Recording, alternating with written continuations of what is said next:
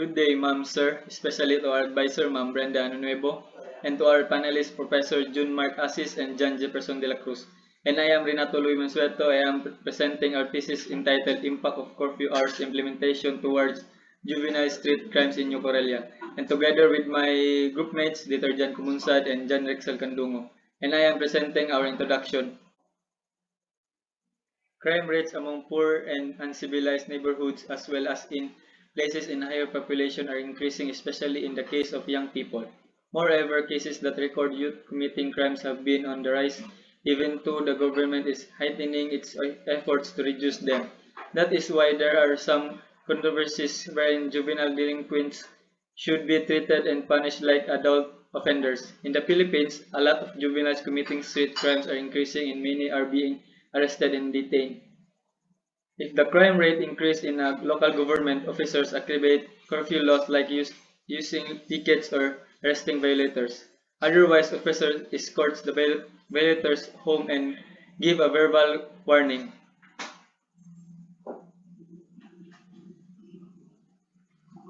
The implementation of curfew hours towards children is used to address increasing concern of the public in terms of juvenile crimes and violence on streets. Moreover, it is said that by having curfew hours, street crimes will tend to be lessened, crimes would be prevented, and young people will be protected. Policymakers and have been positive that curfew hours are an effective tool in integrating street crimes and turning them into more efficient actions in regulation. Curfews are in act with the hope of reducing crime, threat, and injury by restricting people's movement in public. Similar controls are in code and reinforced in individual via social peace. This study is anchored on the deterrence during connection with the study of Landman, which states that the implementation of curfew hours is based on curfew laws and street crime reduction. Moreover, stricter curfew policies follow a deterrence theory, which implies that if a community has swift, certain, and severe punishment, juveniles will nationally weigh the consequence of committing criminal acts. In the study of Alonso, there are three types of curfew laws, namely juvenile crimes laws, emergency curfew, and business curfew. Juvenile law is implemented to restrict hours of minors allowed to be out in the public. Emergency curfew is implemented during crisis, catastrophe, or national disaster, while business curfew restricts the operation of businesses. This study will focus on juvenile curfew laws. The study conducted by Pogon Perez revealed that the common crimes committed by juveniles are crimes against properties and narcotics-related cases. The result of a study suggests that police officers should address this issue regarding juvenile delinquencies. This study will enable policymakers to evaluate the effectiveness of new curfew hours implementation in society, especially in the community of New Corelia. Young people can obtain the knowledge of how important it is to follow guidelines and avoid having a conflict with the law. Moreover, parents of these young people can have the assurance that their children are safe when they are in their own homes during curfew hours.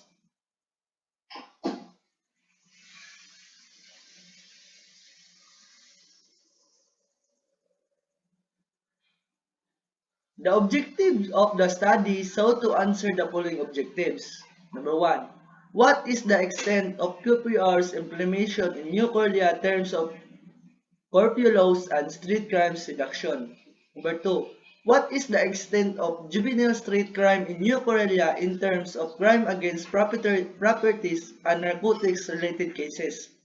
Number three, is there a significant relation between curfew hours implementation and juvenile street crimes in New Korea? Based on the research objective, the hypotheses of the study were formulated and were tested at 0.05 level of significance. The null hypothesis states that there is no significant relationship between curfew hour implementation and juvenile street crimes.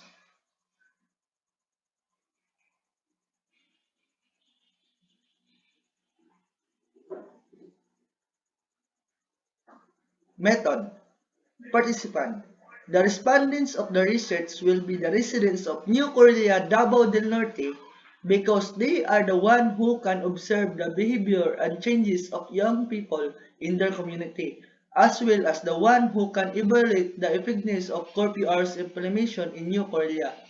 The study will select the respondents based on a convenience sampling techniques, as there are a lot of respondents in New Korea that can give an appropriate response in the study.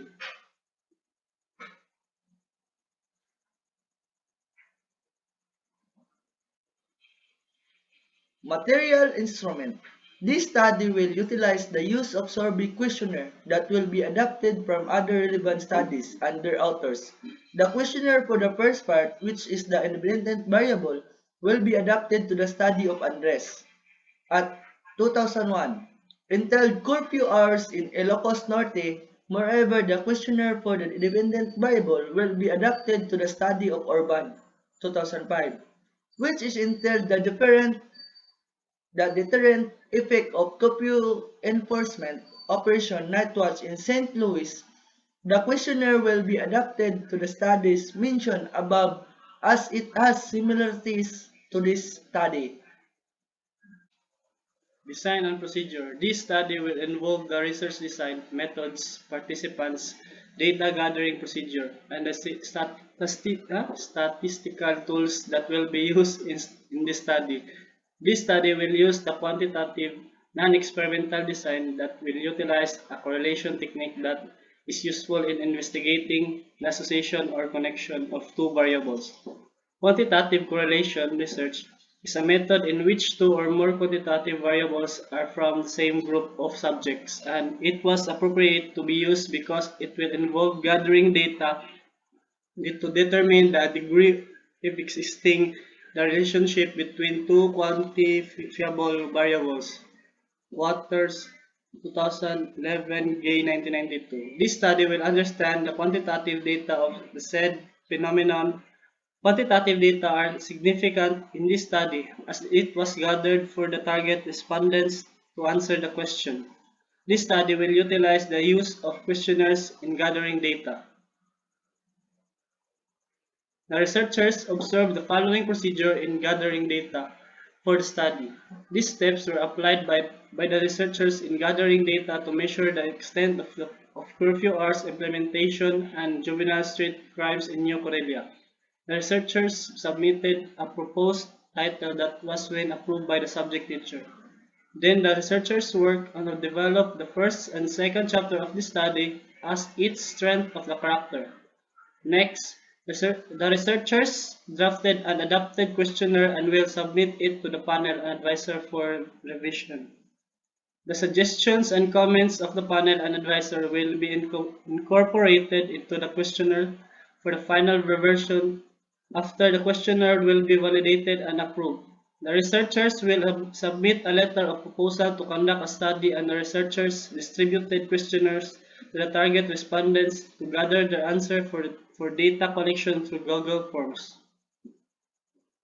After they answered the questionnaires, the researchers will retrieve the data and answer for the final revision. When the data have been gathered, the researchers will send it to the statistician for analysis, and researchers will analyze the data based on the method. This study will use statistical tools such as MIN to determine the extent of curfew hours implementation and juvenile street crimes and person are to determine the significant relationship of curfew hours implementation and juvenile street crimes. Thank you. Thank you for listening to our virtual presentation entitled Impact of Curfew Hours Implementation Towards Juvenile Street Crimes in New Karelia. Our box is open for question, clarification, and recommendation. Thank you.